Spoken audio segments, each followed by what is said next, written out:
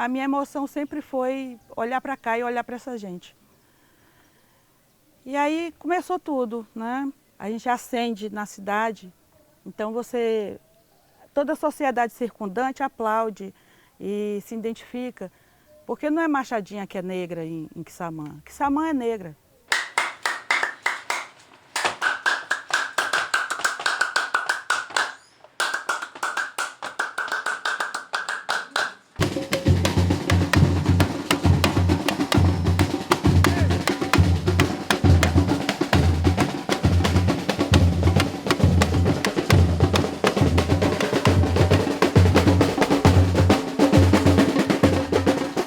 Eu lembro que a mídia da região nos chamou de locomotiva cultural do Norte Fluminense.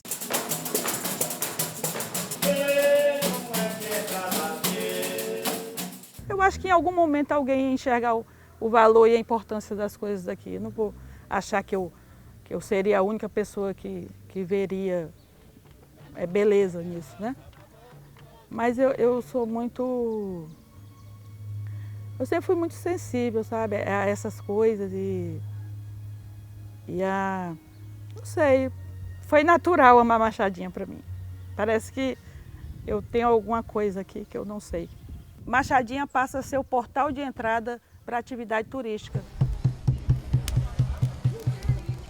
O galo e o pinto, o galo e o pinto, o dorme no puleiro, mas o galo cochilou, e o pinto cantou primeiro, mas o galo cochilou, e o pinto cantou primeiro. Tá todo mundo me ouvindo?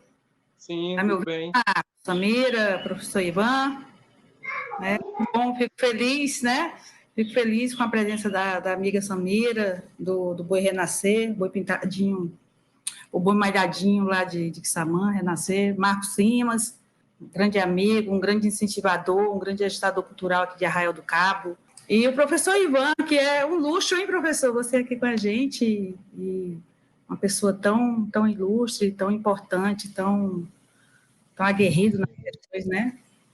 De cultura popular, do que é correto, né? Do que a gente acha correto, né? Nessas situações. Mas eu agradeço a sua participação. Até fiquei surpresa aqui, Raquel, me falando um pouco de você. Eu fiquei muito, eu digo até vaidosa da sua presença aqui na nossa live, viu? Muito obrigada.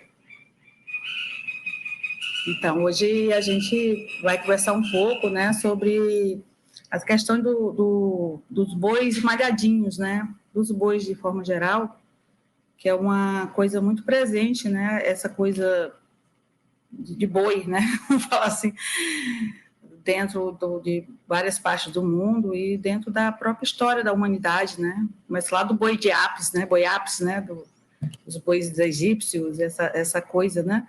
E a gente não sabe como se constrói, né, essa coisa, eu não sei, né, não tenho esse conhecimento, né, mas dentro das questões brasileiras, né, do que eu compreendo, o boi eu acho que é o maior trânsito cultural que a gente tem dentro do território, né, porque você tem boi de norte a sul, né, tem boi bumbá, meu boi pintadinho, boi de mamão, boi malhadinho, e tantas outras questões, né, que se assemelham e que, ao mesmo tempo, a gente percebe que bebem na fonte da coisa cristã, né, da coisa da folia de reis, né, com alguma outra semelhança, mas sempre com especificidades muito marcadas, né, você vê o boi do Nordeste, né, o boi do Maranhão, que é aquele boi que o pessoal passa o ano todo bordando, né, com muito esmero, com muito capricho, até digo luxo, né, de canutilho, pedrarias, aquele bordado riquíssimo, né, e você vai, aí você vai no boi bumbá do Ceará, Bumba Meu Boi, você vai nos bois hoje muito modernos, né, que já dentro de uma coisa de muito escola de samba, né, uma coisa muito híbrida, muito bonita, né, enquanto espetáculo, enquanto a coisa estética, plástica, mas, assim, eu acredito que seja outra forma de boi, né? E a gente tem o boi, né, lá da nossa região, que é o Norte Fluminense, né, de Quissamã, que é o boi malhadinho, que a gente sabe que foi modificando a sua estrutura, né, ao longo do tempo, do passar dos anos, né, e que se encolhe em alguma cena e surge mais forte em outra, né, mas o fato é que se afasta muito da coisa da folia de reis, né, dos festejos juninos, do que era a coisa original, né? E hoje vira uma folia de carnaval na região do norte fluminense, né? Então você tem hoje uma coisa mais contemporânea, né? A gente tem aqui a Samira, né? Samira Cristina, que ela é liderança, né? Ela é dona, né? Como a gente fala, dona de um boi lá em Quissamã, e ela traz essa nova interseção, né, que é mulher, né, que mulheres não é normal, não é comum mulheres donas de boi ou mulheres vestindo boi, e traz essa coisa do protagonismo feminino, né, e aí eu conversando com ela, descobre que o boi dela nasce dentro de uma demanda muito particular dela de promover entretenimento e satisfação para o filho muito pequeno, né, que ela se sentia mais segura, ela criando um boi para o filho, né, isso vai irradia para outras crianças, então o boi dela é um boi que é muito seguido por crianças, né, e mães dessas crianças, né, e teria o boi da diversidade, que até agora não apareceu aí, o Wesley, né, que é o boi da diversidade, o nome está falando, é um boi que se insere na militância de gênero e sexualidade, né, das questões de LGBTs e mais aquele monte de letra que eu não sei falar, e que nos traz assim, uma contemporaneidade começa a coisa do boi político, né, um boi muito politizado, né, uma cena muito nova, acredito que até pioneira, né? Outro boi gay eu não tinha visto falar ainda não, até participei da construção desse boi, né? E aí eu estou falando essas coisas todas para o professor Ivan compreender mais ou menos do que a gente, das especificidades da coisa norte-fluminense, da própria cidade de Quissamã, e para isso eu também trouxe o Marcos Simas, né? Que é um grande agitador cultural, um grande incentivador, e que teve trabalhos muito fortes em Arraial do Cabo com um movimento chamado, como é, Marco? É Insurgência, né? Eu fui presidente do movimento Ressurgência, né? Uma ONG. Ressurgência, rebelde, mas fala um pouquinho para a gente. Na verdade, o movimento Ressurgência foi uma ONG que nós criamos na década de 80, anos 90, que olhava pela preservação da cultura e do meio ambiente aqui de Arraial do Cabo. E aí a gente começou a fazer um trabalho de resgate muito forte na questão cultural da cidade. Arraial teve uma passagem antes disso, ainda de grupos nômades, né? E a gente começou a trabalhar com arqueologia, eu tinha acabado de me formar em turismo, e aí comecei a fazer um trabalho de resgate da cultura e das manifestações culturais que Arraial do Cabo tinha, tipo o fado, a questão dos bois, a folia de reis. E a gente conseguiu ainda fazer um trabalho muito interessante, resgatando um grupo de Catirina, que trabalhava com os bois ainda em Arraial. Pena que não foi para frente, né, porque eram pessoas bem idosas, e a gente, com essa questão do poder público, logo eu entrei no poder público, comecei a trabalhar, e aí saí do município e não teve continuidade, né? Mas foi uma pena. Mas é um trabalho... E quando eu cheguei em Quissamã e que vi os bois lá, né, mesmo no carnaval, mas com uma outra roupagem, na verdade, eram os bois, mas com samba, né, com carnaval, com batucada. Mas a questão cultural estava ali, assim, isso me fez resgatar essa questão que fica no imaginário popular, né, essa questão, assim, eu sou formado em turismo, né? A cultura, para mim, é um atrativo turístico, né? E eu fico trabalhando justamente essa questão cultural, ela na originalidade dela, né? O que importa é o diferencial cultural de cada lugar. Então eu fico trabalhando essa questão do resgate. E isso, para mim, em Quissamã, eu tive essa oportunidade de trabalhar 1 ano e meio como subsecretário de turismo de Quissamã, e eu pude conviver com as manifestações culturais lá muito forte, além daquela ambiência toda, né, que te remete à questão do ciclo da cana-de-açúcar, toda aquela questão toda, tinha a questão das manifestações culturais, né? E o boi foi muito marcante. Eu achei que o carnaval de Quissamã, com sei lá, mais de 10 bois desfilando, aquilo foi uma coisa impressionante, maravilhosa, né? Com as pessoas esperando o boi sair, né? Qual é a roupa do boi, qual vai ser a fantasia. E isso me fez assim voltar no tempo, né? Ainda em infância, aqui em Arraial do Cabo, quando eu via a Folia de Reis, e a gente tinha medo da folia, dos palhaços, aquela coisa toda. E isso me marcou muito essa mãe. Falei demais? Era para falar muito assim, não, né? Mas tá boa a sua fala. Agora eu queria conversar um pouquinho com o professor Ivan, a reflexão dele, a fala dele sobre a manifestação, se transforma, se renova, perde elementos, ganha elementos, se insere em nova cena, mas continua e sobrevive, né? É sobre isso, professor.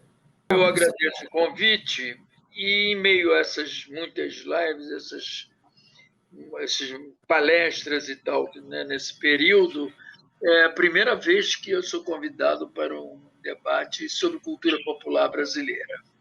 Então, eu quero até felicitar a iniciativa de vocês e pela colocação desse tema que parece tão longínquo, né? Porque ele quase não se aborda, que é o tema da cultura popular brasileira. Lembrando que, sem dúvida nenhuma, a identidade cultural brasileira é a popular. Não tenho a menor dúvida sobre isso. E é preciso que a gente preserve essa identidade cultural como um ato político, com P maiúsculo, como um ato político.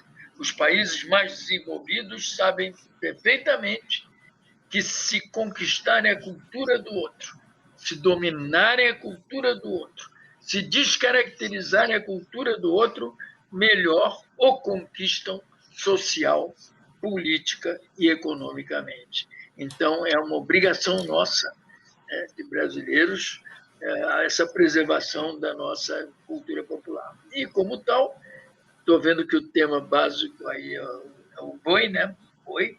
Eu posso já iniciar lembrando que a região norte fluminense, aí compreendidos os municípios de Campos, aquela região de Itaperuna até Itaperuna, a leste, a região que vai até Atafuna e São João da Barra, e descendo um pouco alguns municípios de Macaé, enfim, essa região é a região mais rica em cultura popular do estado do Rio de Janeiro. Não tenho dúvida nenhuma, eu, como diretor de cultura do estado que fui, no governo Brizola, nós fizemos levantamentos, inclusive de estatísticas, nem precisava estatística, mas é a região mais intensamente povoada pela cultura popular brasileira.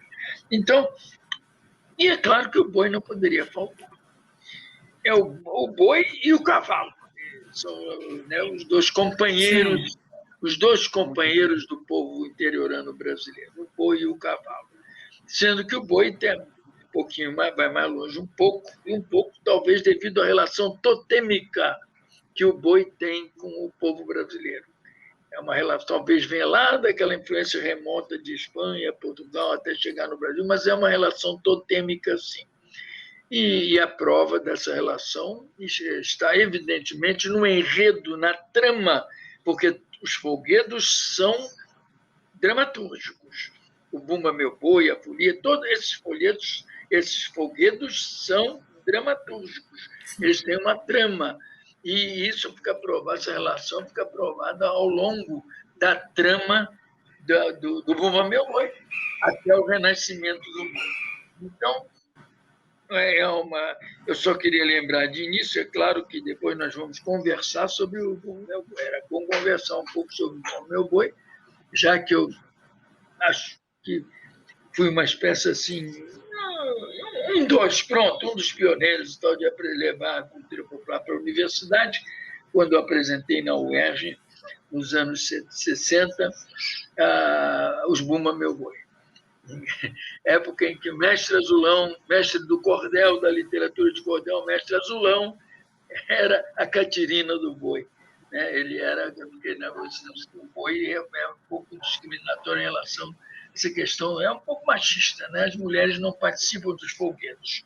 Mulher não participa de folguedo. Em princípio, o único folguedo que é levado adiante pelas mulheres é o pastoril, mas é feito pelas mulheres da zona, pelas mulheres da vida, né? Da zona, o mulherio da zona se une por elas mesmas e fazem o cordão encarnado. É uma exceção. Mas então, Catirina era, naquela época, o nosso mestre Azulão, só lembrando dele, estou falando em memória de Azulão.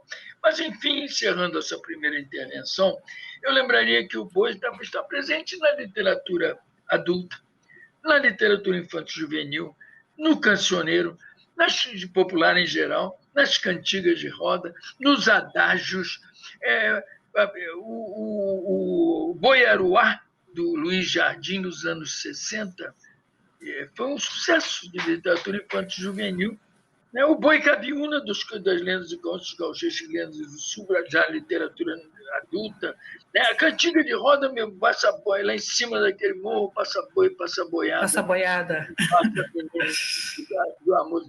Também passa a menina, a mocinha do cabelo cacheado, redondilha, mas a gente guarda por quê? Porque é tudo redondilha maior, certinho, acentos 3 e 7, você memoriza, você sabe essas cantigas todas de cor.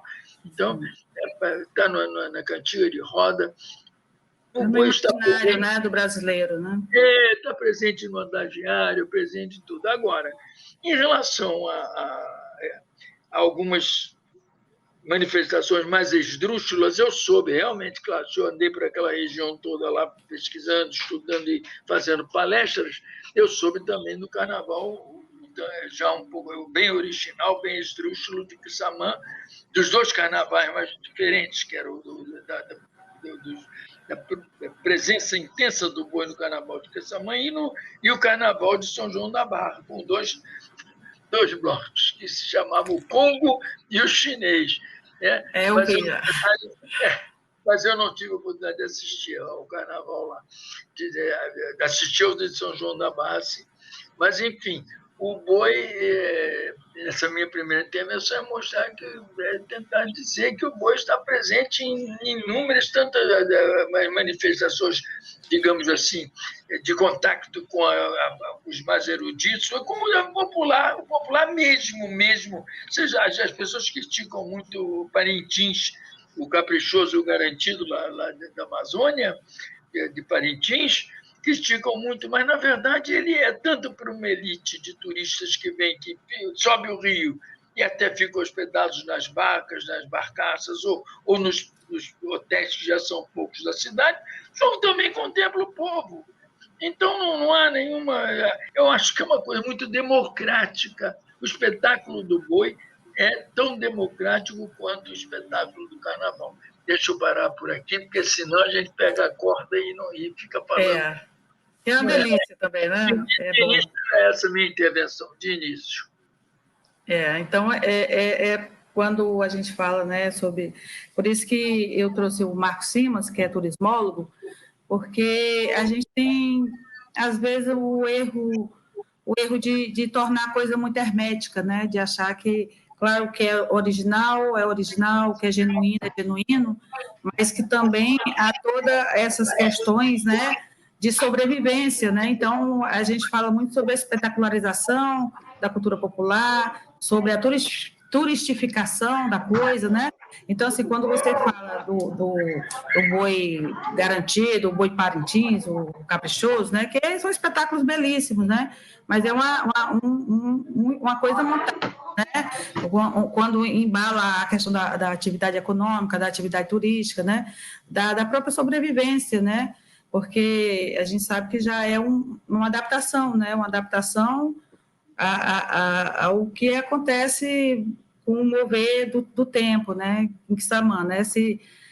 Percorriam as fazendas, né? Com os bois, né? Até porque existiam fazendas que produziam, né? A gente vem nessa coisa dos caminhos do açúcar, né? Da atividade, né? Da lavoura açucareira dentro de uma sociedade escravocrata, né? profundamente marcada por isso, né? E o boi, ele ferve nesse caldeirão cultural todo também, né? Então, eu acho que com o desmonte da atividade das fazendas, é natural que as pessoas que moravam lá, tem a coisa do êxodo rural, tem a coisa do deslocamento, tem a coisa do corte, né? Você tem, na verdade, um corte de dinâmica social.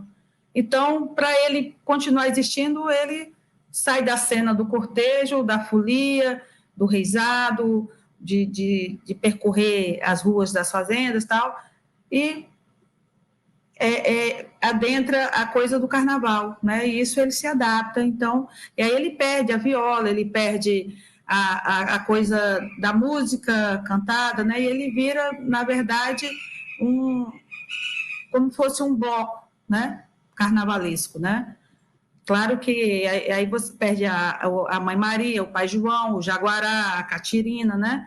E a gente perde também muito da coisa do diário vivo que essas manifestações contam para a gente, dentro dessa oralidade possível, né? De um povo analfabeto, um povo brasileiro que não tinha estudo ou escrita, do próprio negro, do próprio índio, né, do resto da população indígena, aquela coisa, dentro dessa coisa do Brasil mestiço, né? Porque quando eu lembro da coisa que tinha o personagem do delegado, que só era justo para o dono da fazenda, o padre, que era puxa-saco também do fazendeiro. Então, sempre dentro dessas colocações de crônica social, né? Não deixava de ser um protesto, né? A coisa do boi, né? Que aí a mulher lá quer comer a língua do boi. Então, a língua do boi, para mim, é a voz do povo que quer se cortar, né? Então, assim, essa coisa metafórica tão bonita, né? Mas que é tão mal compreendida e, por muitas vezes, ridicularizada, né? Porque tem todas essas questões todas que fazem o encolhimento dessas cenas tão bonitas, né? Tão importantes, né? Para que a gente se compreenda enquanto povo, né? E de alguma forma, eu acho que machuca um pouco, sabe? O espírito da nossa nacionalidade, que para mim vai além de uma bandeira, né? Para mim, a minha nacionalidade, ela se mostra dentro da cultura popular do meu povo, né? Então, eu queria falar um pouquinho com a Samira, né? Eu falo muito. Oi, Samira. A Samira que vem quebrando um paradigma, né? Que é dona de um boi, que veste um boi. E a gente tem uma cena bonita dela, que o filho dela está vestido de mulinha, e ela vestida de um boi. E o filho simplesmente para a cena toda e parece um bezerro que vai mamar. A mulinha entra embaixo do boi e para tudo, porque a mamãe tem que atender a mulinha no meio da apresentação do boi renascer, né? Fala um pouquinho sobre isso, Samira, para a gente. Oi, então, eu sendo mãe e trabalhadora da cultura, né, trazendo a cultura, mantendo viva, posso estar debaixo do boi, posso estar tocando um instrumento, mas o filho chegou, a mãe tem que parar, dar tempo, saber o que ele quer, aí sim, o filho volta a brincar na mulinha e a mãe volta a brincar no boi. E por que o nome é Renascer? O teu boi, tu botou o nome de Renascer.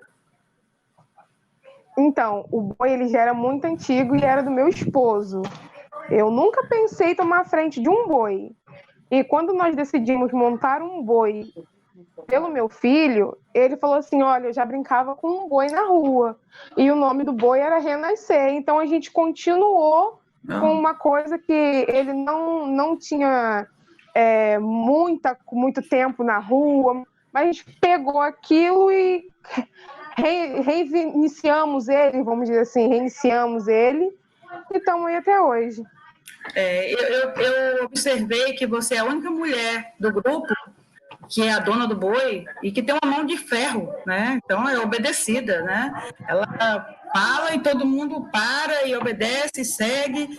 Eu achei a coisa do comando, da coisa da mulher, né? Vestir o boi, suportar o peso do boi e, ao mesmo tempo, liderar os ritmistas, liderar os brincantes, né? Organizar uma coisa que é um pouco impossível de organizar, que são os mascarados, né? Que os mascarados são muito presentes dentro das manifestações de boi malhadinho. Então, assim, eu acho assim, a Samira uma coisa a ser pensada, por essas questões e pela coragem, né? Pela coragem de se inserir numa cena tão machista, né? Que é a primeira vez que eu vejo uma boia, não pode chamar de vaca, né? Um boi vestido por mulher e comandado por mulher. Tá vendo? Tão machista que ele não pode chamar de vaca, né? Boi. Tá ouvindo, Samira? Sim. Tá picotando muito. Tá picotando muito, né? Você quer continuar depois? Pode Tem ser. muito... Eu vou ver se eu dou uma melhoradinha aqui. No barulho aí, né?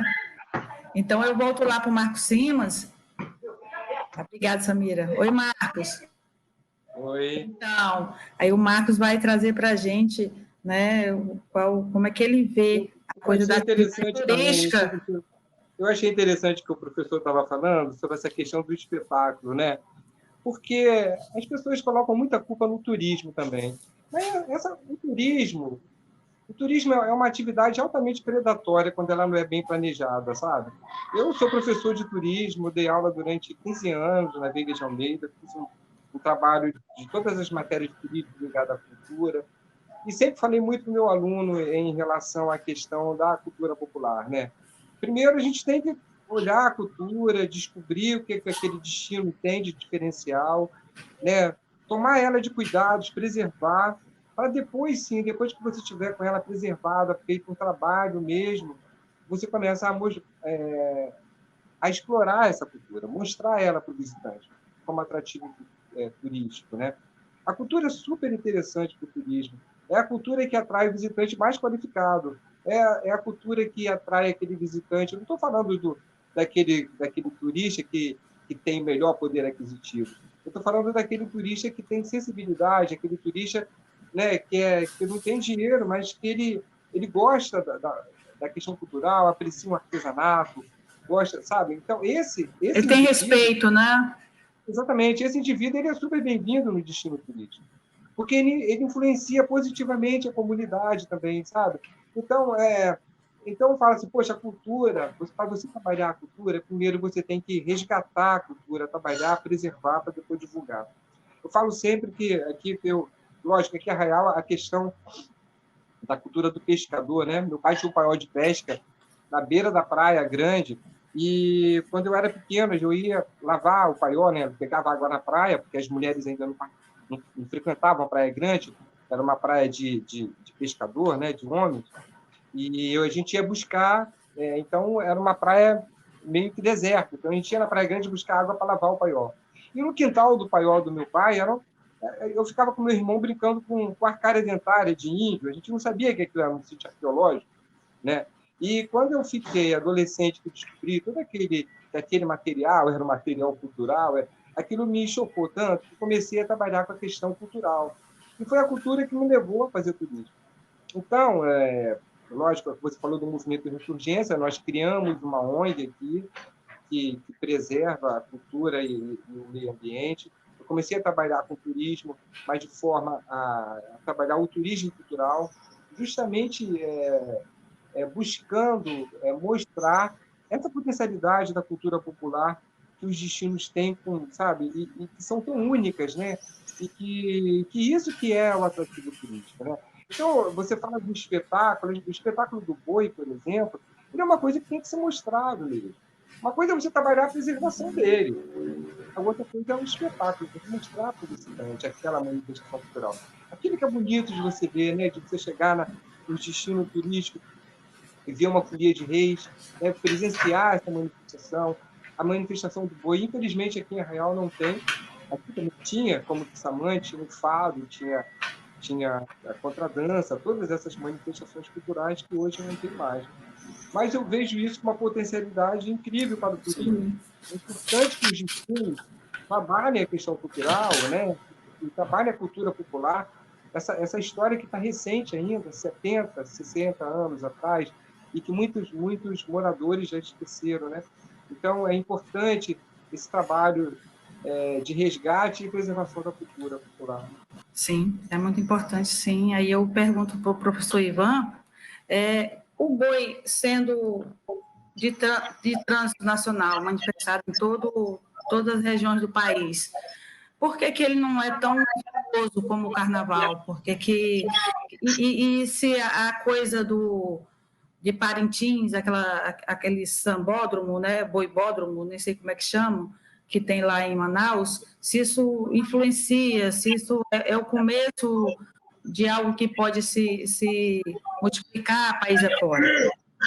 Bem, o que precisa é não perder a característica da conteudística do folguedo. Isso sim, claro que pode acontecer evolução e deve acontecer, mas não exagerada a ponto de fazer concessões. Isso não pode acontecer. É claro que lá a gente extrapolar um pouco, mas de qualquer forma tudo bem. Eu acho que o povo também participa, ainda não vou ser tão purista assim. Agora, eu queria, por exemplo, citar isso que o falou, o Simas falou aí, o Marcos Simas falou aí sobre turismo e cultura. Turismo e cultura são muito íntimos. E é possível, sim, fazer um turismo essencialmente cultural. Ou então uma cultura essencialmente turística. O que não pode, por exemplo, é escolas de samba do Rio de Janeiro. Muito bem, tal, existe o luxo, aquilo tal, mas o povo também participa, muito bem. Mas em dado momento eu era presidente do Conselho de Carnaval da Rio Tour, entendeu? Lutando contra aquele clima, aquele contexto do carnaval horrível. Mas, enfim, em dado momento chega a seguinte notícia. A Liesa, a Liga dos Bicheiros, né? A Liga deles, resolveu que agora não precisa ser tema mais brasileiro. O tema pode ser internacional agora. Aí eu mandei questionar. Por que isso teria... porque os temas brasileiros estão esgotados. É inacreditável isso. Para mim, isso não é possível. Sabe por quê? Para abrir espaço para perfuminho francês como enredo, para Disney World, né? Disneylândia, Disney World. Marca de shampoo. Dentro, querendo que dá um caráter mais universalista, mais global, mais turístico, diziam eles. Isso é uma mentira. Isto é uma mentira. Aquela velha história, seja um excelente regionalista e você já será universal. Não precisa haver preocupação nenhuma com essa coisa da concessão. A concessão é que é o perigo. Agora, eu não poderia também deixar num programa como este, de dizer alguma coisa, um pouquinho rapidinho da minha preferência nos bois, exatamente porque conserva uma tradição, um núcleo tradicional, sem ficar uma coisa assim, perdida no tempo e no espaço, um folguedo perdido no tempo e no espaço, que é o boi do Maranhão. A última vez que nós estivemos lá, eu e Isis, nós fomos assistir, né, a apresentação. Quando chegou no 16º sotaque, a gente não aguentou mais e foi embora. Mas 16 sotaques, ainda vinham outros sotaques, quer dizer, é sinal de que havia 16 bois até a noite ali, já era quase de manhã, mas é um boi extraordinário. Eu tive o privilégio de assistir, é uma beleza, né? Forte. Uma beleza. O boi também da Paraíba é muito bom. E existe uma cidadezinha de Goiânia, que ela chama, na fronteira, ali no limite de Pernambuco com Paraíba, a cidade pernambucana. Tem um boi muito, muito, muito bom também, muito, além de tradicional, também dinâmico e atualizado e tal, sem perder a essência do enredo, da trama. Porque, como eu acho que quem falou foi, não sei se foi Darlene, acho que foi você, Darlene, alguém falou sobre o aspecto, quer dizer, as lições que a trama do boi dá, por exemplo, o empresário rico que tem o boi, o desejo, foi você, né, que quer comer, em alguns bois, quer comer parte do boi, em outros quer comer a língua do boi, o empregado que puta o boi. Aí, isso representa uma resistência, uma forma de resistência. Aí aparece o conluio do delegado, o conluio do... E também as tradições vão se mantendo ali, por exemplo, em relação ao médico que vai ressuscitar, o curandeiro que vai ressuscitar o boi. Mas o principal é o testamento do boi. Isso é uma lição, é uma lição notável. Lembrei agora do testamento do boi. A língua, as coisas boas do boi ficam para as pessoas boas. Agora, o chifre, por exemplo, vai para um cara maldito da região. Né? Esse boi ninguém quer, essa parte do boi ninguém quer, né? Então, na verdade, é uma lição sociocultural, sociopolítica extraordinária nessa trama, nesse enredo. Deixa eu ficar por aqui, que ainda depois a gente... Então, eu vou convidar vocês a assistir um clipe do Boi da Diversidade, né? Que é esse boi que se insere na militância dos LGBTs, né? Que ele é liderado por um rapaz que toca uma banda marcial, e tem um projeto, né, que cuida de crianças, né, um projeto muito bacana, e ele com muita força e solidão para tocar isso, mas ele toca bravamente, e daí nasce o Boi da Diversidade, né, que tem essa bandeira, né, tão contemporânea, tão moderna e tão audaciosa, né, digamos assim. Isso aí a gente pegou o Rogério, né, e arrumamos ele para ele ser a madrinha do boi na hora da gravação, né? Aí você aí está vendo algumas das crianças tocando na bandinha marcial já um hit americano, né? Então você vê que é uma coisa de louco, né? E aí dessa bandinha marcial é que nasce a coisa do boi da diversidade. Esse boi foi até eu que fiz. Foi divertido fazer isso. E aí a gente brindando com a cachaça brasileira.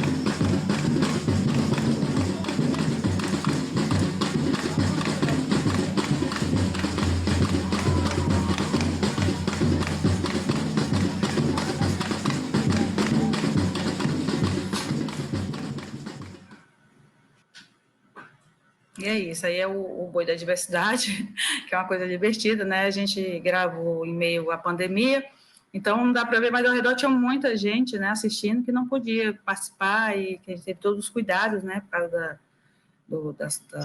da coisa dessa pandemia horrorosa aí na nossa vida, na vida do mundo, né?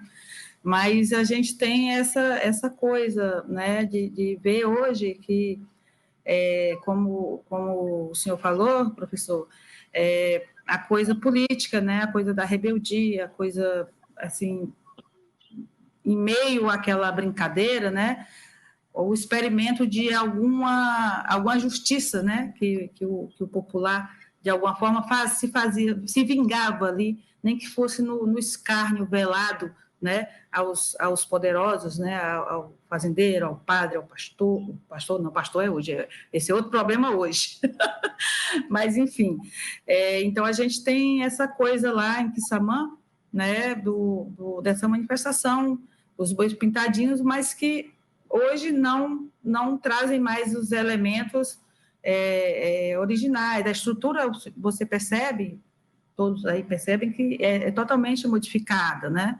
A gente sabe que a cultura ela não é estática, né? Ela se movimenta, ela se adapta, ela se transforma, ela vai e volta e permanece ou não, né? Eu tenho muita preocupação com a coisa que nem o senhor falou, professor, né? De se manter a originalidade, pelo menos a base dessa originalidade, a referência, né? A referência é o norte, né? Para todo o mais que possa se desdobrar qualquer ir e devir cultural, né? Que a gente pense, né?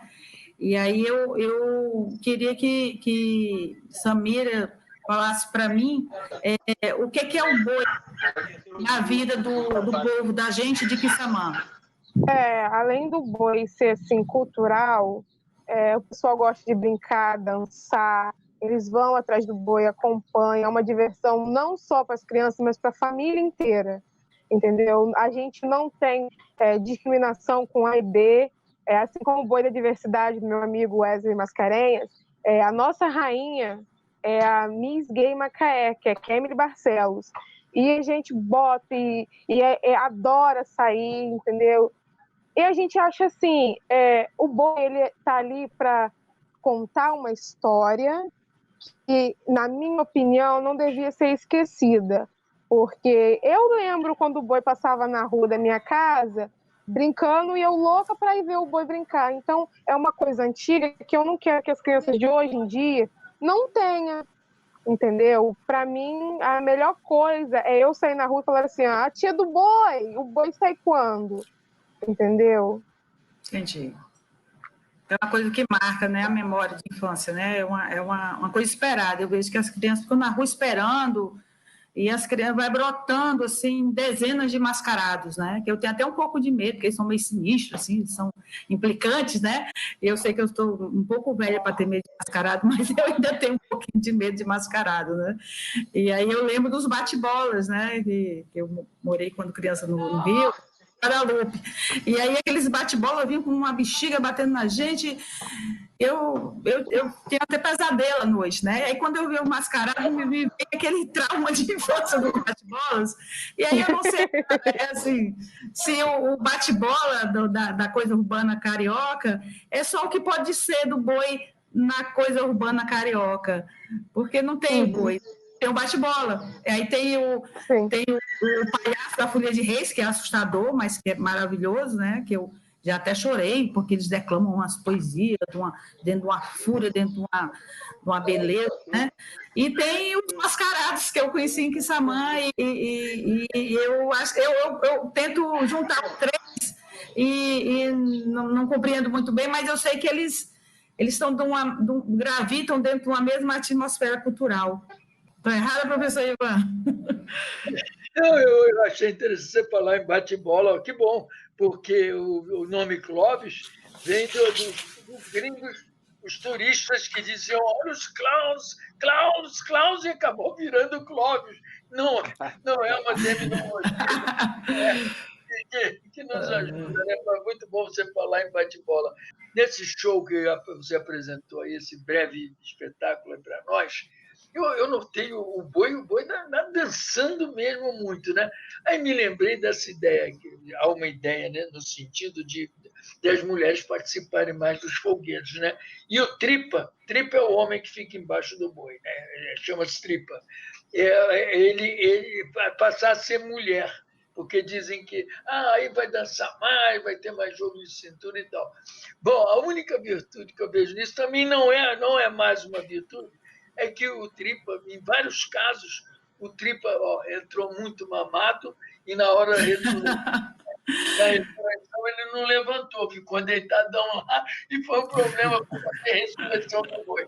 Com mulher, aí o argumento, não, mas com mulher não acontece que as mulheres bebem menos. Hoje em dia não é não, né? Olha, vai ser a tripa, né?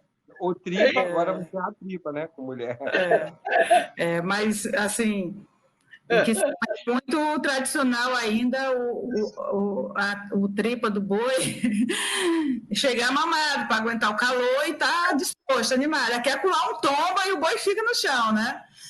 E agora a questão das mulheres que estariam mais dispostas, menos alcoolizadas, eu acho que isso cai por terra hoje na atualidade, né? Acho que não se sustenta mais esse quesito, não. E Marco, fala para mim qual a tua memória de infância de boi. Eu lembro muito a questão dos meus irmãos, né? Eu sou uma família de 12 filhos, né? Eu sou o 10º filho. Meus pais eram muito velhos já, e então meus irmãos mais velhos, eles viveram muito isso. Eu não cheguei a pegar o boi, eu peguei a folia de reis, mas eu fiz o trabalho do resgate dos bois. Mas eu via eles comentando muito, quando o boi saía, eles saíam correndo, eles se escondiam, né? Meus irmãos ainda, eles iam para Cabo Frio, ainda iam a cavalo pela praia, né? Nos cestos, aqueles cestos de pesca que ficavam, né, nas cangalhas dos cavalos. Então, eles contam muito isso. E aí fica essa questão na imaginação. Né? Estou te chamando de velho, não, né? Mas faz tempo que o boi sumiu lá de Arraial, hein? Bastante tempo. Eu tenho 56 anos. Eu não lembro do boi. Assim. Eu lembro assim, da encenação que a gente fazia depois com o resgate. Foi muito legal, porque a gente botou as pessoas mais antigas, as pessoas que as catirinas realmente. Pegamos 3 senhoras que eram catirinas, pegamos o tripa do boi, que ele estava vivo ainda, e montamos um boi, fizemos um boi super bonito, e aí fizemos umas 3 apresentações dele em Arraial. Mas não teve segmento, foi uma pena. Mas é um trabalho que dá para você levantar novamente, fazer esse resgate. Fazer um grupo de recreação, né? Porque é muito tempo, né? Já... O turismo é o seguinte, quando você trabalha com a cultura popular, né, quando você valoriza a cultura de um povo, né, estou falando assim, no caso, a Secretaria de Turismo, né, você ganha com isso, né? O morador ganha porque se sente mais valorizado, né, se valorizando a cultura dele, e você ganha a comunidade para você também. Você acaba trabalhando com parceria, né? A gente tem uma frase no turismo que é muito interessante, que fala assim, a cidade só é boa para o turista se ela antes for boa para o morador. E é verdade, quando você valoriza a cultura do morador, quando o morador está satisfeito com a administração, quando ele sente que a sua cultura está sendo valorizada e propagada, ele se sente muito bem, ele se sente interagindo, ele se sente incluído dentro da atividade turística, ele se sente um ator importante dentro da cidade também, né, do destino turístico. Então, isso é muito importante. Quando você começa a trazer coisas diferentes de fora da cidade, né, e acha que aquilo ali pode ser o bambambam do turismo, né? Enfim, não é o ideal. O certo é quando você valoriza a cultura do morador, quando você coloca ele como ator principal na atividade turística. E para que isso aconteça, você tem que conhecer a cultura popular, fazer uma pesquisa, fazer um trabalho de resgate e começar colocar essas manifestações culturais como atrativos turísticos, né? Gastronomias, manifestações, o artesanato, a dança, né? O folclore, tudo isso. Então, as lendas são tão importantes. Os causos dos espectadores são tão interessantes, né? Quando um turista chega numa praça e você encontra um morador nativo que vai te contar um caos sobre aquela situação, né? De um passado recente, de 60, 70 anos atrás. Então, os bois estão nessa história popular aí, né? A pesca está muito, a renda de bilro, né? E a gente está muito envolvido com essa questão aqui. Quissamã e Arraial fazem parte da mesma região turística, né? Costa do Sol, somos 13 municípios, começa em Maricá, termina em Quissamã e passa pela região dos lagos. Então, Cabo Frio, Búzios e Arraial estão juntos na mesma região turística de Quissamã. E tão diferente, né? Apesar de ser cidades de litoral, mas Quissamã tem um aspecto rural muito forte, e Arraial tem essa questão da geografia, das praias, né? Do mergulho. E Quissamã, que essa história da cultura ainda tão preservada. Eu acho que não à toa, né, Marco? Não à toa que a gente fica se intitulando como capital cultural da Costa do Sol, né? Porque Quissamã realmente guarda esse relicário do imaterial muito, muito presente ainda, né? Então, não é uma cena isolada,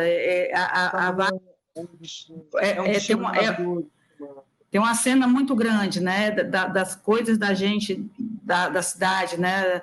Da coisa Eu acho que Quissamã você se envolve, você é muito envolvido por tudo, pela comunidade, pela aquela ambiência, aqueles casarões do século XVIII e XIX, né?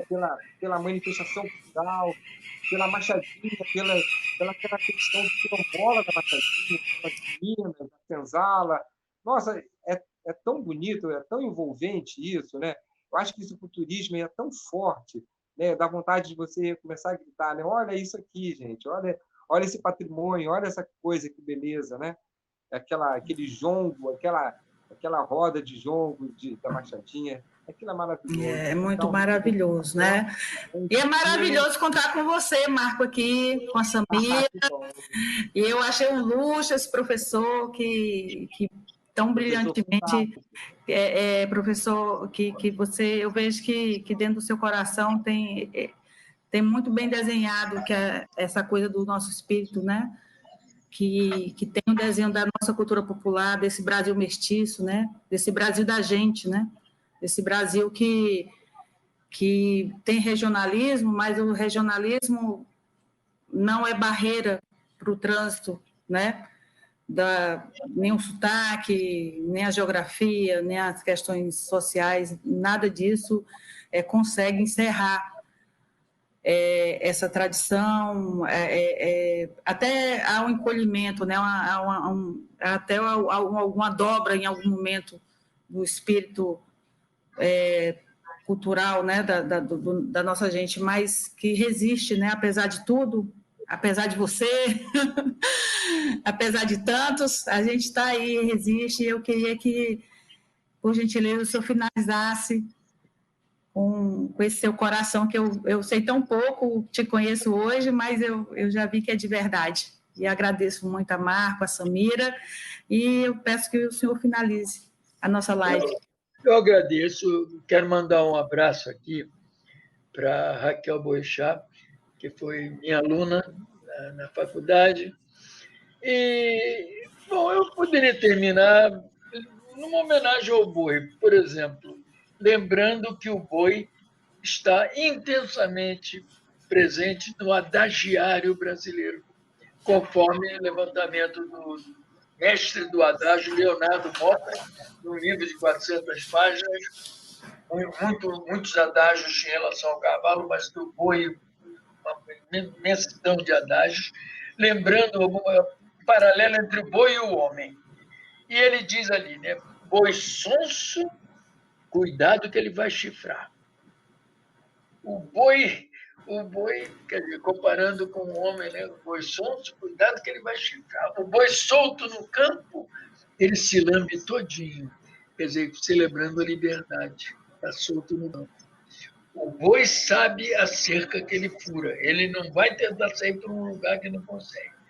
Por outro lado, boi que costeia o alambrado, estou me levando do Brizola, boi que costeando o alambrado, olho nele, é porque ele vai querer passar para o outro lado. E algumas sentenças, digamos assim, da sabedoria popular no boi.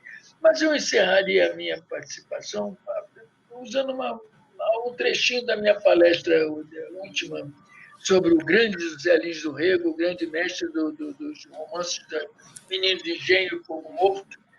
Ele, em dado momento do Menino de Engenho, ele diz assim: a minha maior alegria era com os carros de boi.